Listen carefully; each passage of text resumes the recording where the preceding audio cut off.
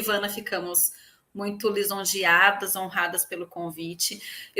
A minha fala vai caminhar um pouquinho aí dentro da minha atuação, tá? Que é no hospital, na experiência que eu tenho, mas eu vou caminhar também para a área clínica, enfim, vou transitar aí, mas a aula aí foi montada mais num contexto da minha vivência do hospital, onde permeia todo esse processo aí de adoecimento, tá? Se eu falar rápido, você me dá uma pausa.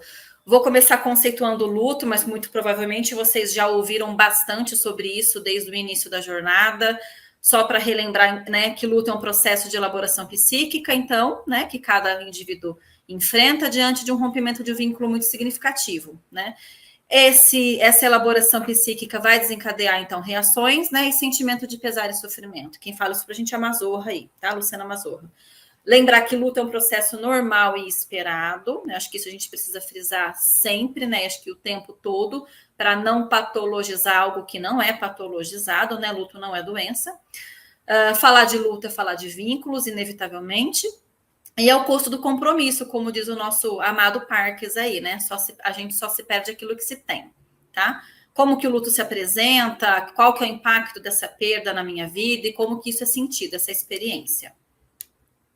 Vamos lá. Lembrar que é um processo individual, cada luto é único, tá bom? É uma condição crítica e de vulnerabilidade do indivíduo, né? Lembrar que tem um aspecto cultural, né? Pensar que cada cultura, ela lida com a temática da morte, do luto de uma forma, e no Brasil não seria diferente, né? Na nossa cultura ainda é um tabu falar sobre luto, e ainda bem que estamos aqui, numa quinta-feira à noite, às 9h35, tendo esse espaço de diálogo e de troca, para que a gente possa cada vez mais ir desmistificando aí essa temática, tá? Por que a gente insiste? Por que eu quero lembrar que isso é um processo individual, né? Dentro do adoecimento, isso não vai ser diferente, ok? E aí, falando em adoecimento, quando que começa esse processo de luto, então? Começa ali, ó, no momento do diagnóstico. A partir do momento que aquele paciente, que aquela pessoa recebe a notícia de uma doença, né? Seja ela uma doença que o prognóstico não é bom, uma doença que vai levar à morte, ou uma doença que tem cura, enfim, a partir do momento que aquela pessoa recebe a notícia de uma doença, a gente pode dizer, então, que é instalado, é iniciado esse processo de luto. E aí a gente vai nomear isso, então, enquanto luto antecipatório, tá? Começa, então, no momento do diagnóstico, isso percorre por todo o processo de adoecimento dessa pessoa até a fase final e pós-morte, tá? Luto antecipatório, então, por definição, é um processo pelo qual os familiares e os amigos vão assumindo, então, esse papel de enlutados e começam, ou não, a elaborar as mudanças emocionais relativas à morte iminente daquele seu familiar. E aí pensando não só no familiar e nos amigos, mas o paciente em si. Como eu falei, a partir do momento que ele recebe o diagnóstico de uma doença, ele começa inevitavelmente a vivenciar esse processo também de elaboração psíquica, né? Porque a gente está falando do quê? Estamos falando de rompimentos de vínculo. Falar de luto é falar de perdas, mas que perdas são essas? Vamos lembrar que a perda, né? Que as perdas fazem parte de um processo natural da nossa experiência humana, acompanha o nosso ciclo vital, então desde que a gente nasce, nós sofremos perdas, tá? Elas podem ser as perdas normativas ou perdas simbólicas, vai resultar em privação e perda de controle, que é mais perda de controle diante de um processo de adoecimento, né? O estremecimento desse senso de segurança, do sentimento de segurança, e a gente começa então a enfrentar os próprios limites e a própria morte, né? O medo de lidar inevitavelmente com a própria morte. Que tipo de perda, então, estamos falando para, então, vivenciar todo esse processo de luto? Estamos falando das perdas normativas, da perda de uma morte de um ente querido, perda por relacionamento, bens materiais, perda da imagem e função corporal, perda do lar ou território, os papéis de ocupação, identidade, a perda de identidade, plano e expectativa de futuro, a perda da saúde, eu coloquei bem em letras garrafais aí, a ameaça da morte à própria vida. Então, vamos voltar de novo para esse contexto de adoecimento, né? O que se perde numa primeira instância? A saúde, né? Então, de repente, era o João, de tantos poucos anos, vamos pensar, vamos montar um cenário, o João, de 30 e poucos anos, recebe o diagnóstico ali, sei lá, de uma doença, vamos colocar uma doença incurável, vamos colocar ali um câncer e o prognóstico dele, sei lá, não, 6 meses de vida, tá? Tô sendo bem fantasiosa. O que se perde no primeiro momento? A saúde, né?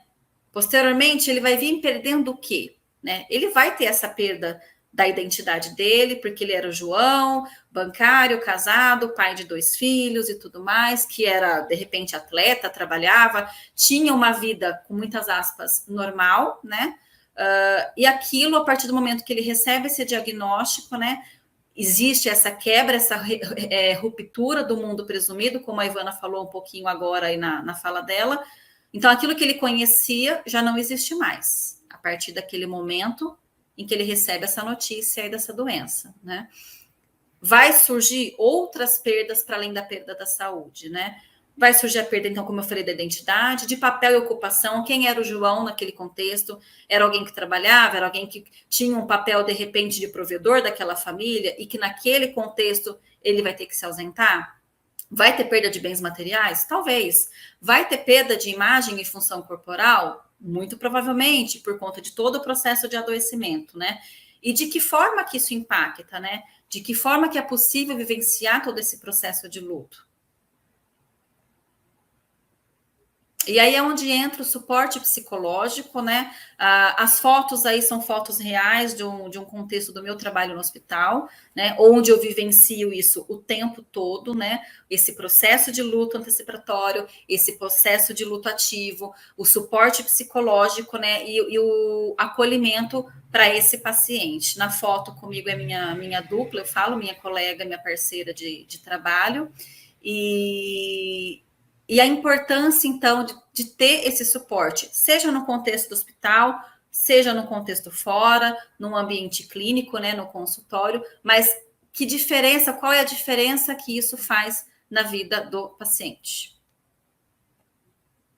Esse é o local onde eu trabalho, eu coloquei só para vocês terem a imagem aí da onde eu estou inserida, mas vamos de novo, vamos estender isso não só para o hospital, mas vamos estender esse processo de luto e adoecimento num ambiente clínico, num ambiente social, enfim, e como que a gente acolhe, como é possível acolher a toda essa demanda.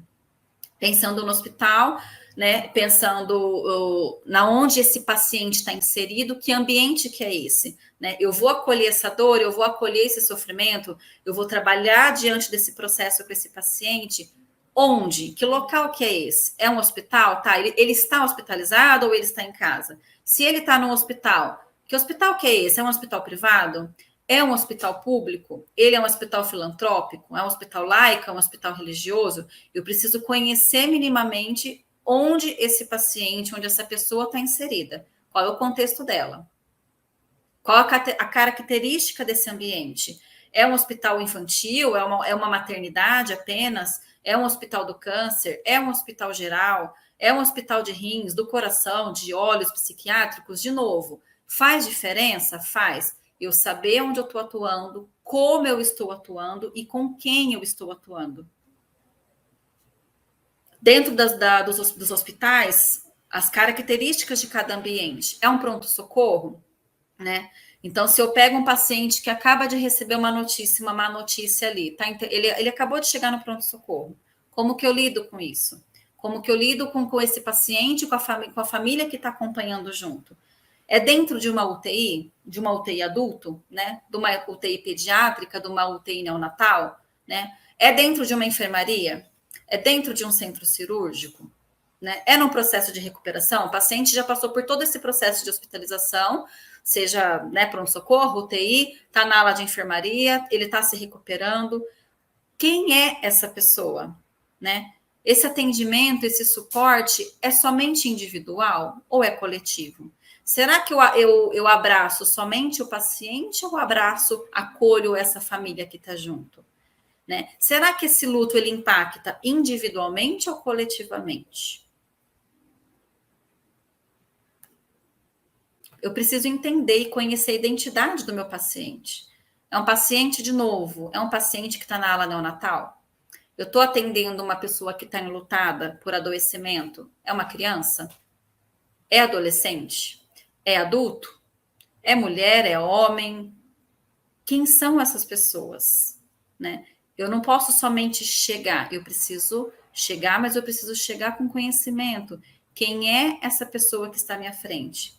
Quem é essa pessoa que está buscando recurso psicológico, que está buscando ajuda, que está buscando um lugar de escuta e de acolhimento, né? Para poder o quê? Para poder ser validado e legitimado em sua dor. Se eu estiver dentro de um hospital, e aqui eu vou trazer a foto da equipe que eu trabalho, da minha equipe, né? Quem são essas pessoas? Por que eu trago? Eu estou trazendo eles para vocês nesse contexto, né? Porque eles fazem parte desse processo, né? Luto é um processo individual, ok, mas dentro desse contexto aí, todo mundo precisa conhecer esse paciente, né? Eu preciso comunicar para essa equipe que aquele paciente do quarto X é um paciente que está passando por um processo de luto. Ele está adoecido, ele está num processo de adoecimento, e aquilo vai impactar de N formas, vai desencadear N reações. É um paciente que de repente não está dormindo, ele está ali falando que ele está com insônia, é um paciente que não está comendo. Então, ali eu converso com a nutricionista, eu converso com a fisioterapeuta, eu converso com o médico, olha, o paciente está com dificuldade para dormir. Isso são reações esperadas de luto. Para além do quadro clínico, para além do quadro patológico ali que o paciente, né, está adoecido, está acometido, tem que lembrar que luto desencadeia reações, né? E reações emocionais, reações de ordem física. O paciente está sem fome, o paciente está com insônia. Então, eu preciso comunicar essas pessoas que estão em minha volta para que seja feito um trabalho aí conjunto, tá?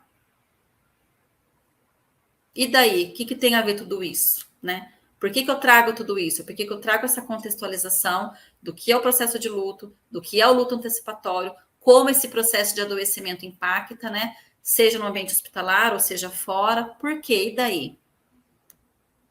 E daí que cuidar do outro, cuidar do sofrimento do outro, implica em conhecer a quem se cuida e suas necessidades. De novo, qual é a necessidade daquele paciente? Qual é a necessidade de quem está adoecido, né? De quem está doente, de quem está precisando de suporte, né? É necessário a adequação desse cuidado, seja ele físico, ambiental, emocional, social e espiritual, né? Ou também na lida dos funcionários do hospital ou em qualquer outra instituição que eu trabalhe.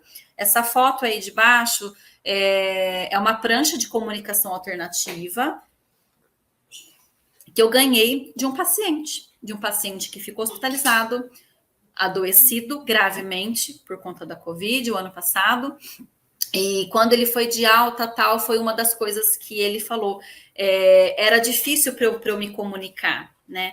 E eu queria falar e estava com, né? Tinha acabado de tirar, de fazer a extubação dele. Então, assim, ele estava mais fragilizado. Ele falou assim, podia ter alguma outra forma de comunicação. E eu falei para ele da prancha de comunicação alternativa, que existia uma ferramenta, mas que o hospital ainda não dispunha. E ele me presenteou o hospital, entregando a prancha de alternativa, de comunicação alternativa, que foi fantástico. Isso é cuidado, isso é você cuidar da dor do outro, né? Isso é você cuidar do sofrimento do outro diante desse contexto de adoecimento. Qual que é o nosso papel? Eu estou puxando sardinha aqui para a psicologia, para nós psicólogos, mas eu imagino que tenha profissionais vários aqui nos assistindo, então me perdoem, mas vou puxar a sardinha aqui para a nossa atuação, tá? A ideia é trabalhar, então, a relação emocional com esse paciente, né, com a doença dele e a necessidade de permanência dele, seja no hospital, seja na UTI, ou seja em domicílio, né, porque o paciente também pode ter uma assistência domiciliar. Se é um paciente, então, mais grave e que tem esse recurso, ele vai receber essa assistência e espera-se que ele receba essa assistência em casa. Orientar o paciente durante a internação, avaliando o seu quadro psíquico e intercorrências emocionais, né? Foi como eu falei para vocês. Então, de repente, eu presto esse acolhimento, essa assistência a esse paciente, eu entendo da demanda, eu entendo do adoecimento dele, entendo do processo de luto, isso acontece muito. O paciente ele já está no processo de luto dele, pelo adoecimento dele, não difícil, ele está passando por um processo de luto porque de repente perdeu alguém por morte, ou ele está no processo de divórcio, de separação. Então, assim, tudo junto e misturado, tá? Favorecer a expressão não verbal do paciente entubado, né? Ou sem possibilidade de comunicação verbal, que foi a prancha de comunicação alternativa que eu mostrei para vocês. Favorecer a expressão desses sentimentos, então, dessas emoções desses pacientes sobre o seu tratamento, né? E sobre a sua vivência aí durante esse processo de hospitalização. Passei 2 vezes, desculpa. Ampliar a consciência, então, adaptativa desse doente frente ao ambiente estressor, né? Porque vai desencadear estresse, vai desencadear um tantão de reações, medo, angústia, né? Do que está por vir, o que pode vir a acontecer comigo, né? Estimular a equipe a perceber suas dificuldades, né? E em lidar com situações críticas, atuando em momentos de grande angústia, com suporte psicológico para o fortalecimento desse profissional também. Preparar psicologicamente os familiares dos pacientes em situações críticas, de pré-óbito ou morte súbita, tá? Então, esse também é um papel nosso, enquanto ali psicólogo que atua dentro desse contexto, né? E preparando esses familiares para um desfecho ruim desse paciente aí que está adoecido. Aí, de novo, a fala aí do luto antecipatório, tá? Realizar o acompanhamento psicológico de familiares, então, oferecendo condições para a expressão de dúvidas, de fantasias em relação à doença daquela pessoa que está ali e à necessidade de permanência, seja na UTI, no hospital ou em casa, tá? Promover a humanização, melhorando a qualidade de vida do paciente, de familiar e equipe de saúde. Aqui eu só trouxe essa foto bem simbólica dentro da UTI, isso é um respirador, tá? O quanto esse suporte ele é importante, então, para a família ir fazendo e realizando fazendo a elaboração do luto, né? Ela traz ali um terço e pede para colocar ao lado, na verdade, amarrado ali no respirador, ao lado do seu familiar ali adoecido, tá? A parte da equipe, esse é um paciente que, graças a Deus, aí teve uma boa recuperação, teve sequelas, obviamente, pós-Covid, mas é um paciente ali que ficou um tempo hospitalizado, intubou, extubou, e o quanto foi importante esse recurso para poder ouvi-lo, né, enquanto alguém doente, alguém que tinha uma vida e que depois desse processo todo a vida mudou completamente, né? Então ele vai falando, né? Vou colocar João, um nome aí fictício. Então o João fala da vida que ele tinha, do que ele fazia, né? Quem fazia parte da vida dele e o que mudou depois desse processo aí de adoecimento, né? Que perdas que o João vivenciou ao longo do adoecimento dele. A ideia, então, o objetivo é oferecer suporte ao paciente crítico, né, e à sua família, e apoio à equipe interdisciplinar no sentido de proporcionar a todos uma percepção das dimensões biopsicossociais da saúde, do adoecer e da morte mais humanizados. O trabalho do psicólogo especificamente intensivista, né, se fundamenta na ampla percepção dos aspectos sociais, emocionais e culturais, e familiares que envolvem o sujeito hospitalizado, né? Assim, o psicólogo pode atuar junto aos atores envolvidos no processo de hospitalização, seja na UTI, com o fim de orientar e informar as rotinas de UTI, horário de visitas e tudo mais, que é o que eu faço diariamente lá no hospital. A fotinha aí com o celular é o recurso tecnológico que hoje nos permite fazer as chamadas de vídeo, né? E o quanto isso impacta também nesse processo de luto, promovendo a família e o paciente ali a despedida, né? Em muitos casos ali a despedida antes do desfecho final, enfim. Informar o paciente sobre os fatos que acontecem fora da UTI, mesmo se o paciente estiver inconsciente. Então, esse processo de adoecimento vai gerando, culminando em sentimentos de medo, de angústia e de muita ansiedade. O paciente hospitalizado, o paciente ali que está adoecido, ele quer notícias do mundo lá fora, da família, de amigos, do trabalho, e a gente faz essa ponte aí, essa mediação.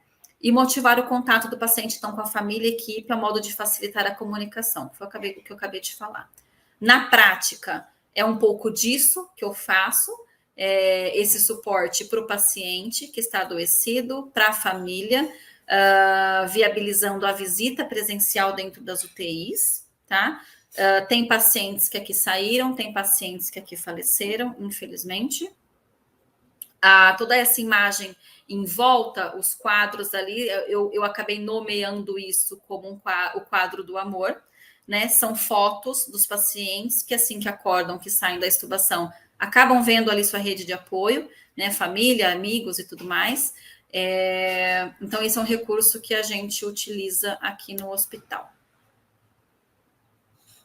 Aqui também cenas da nossa prática, visita de família, o trabalho com a minha dupla lá no fundo, com a Aline, paciente indo de alta. E eu acho que é isso. Ó,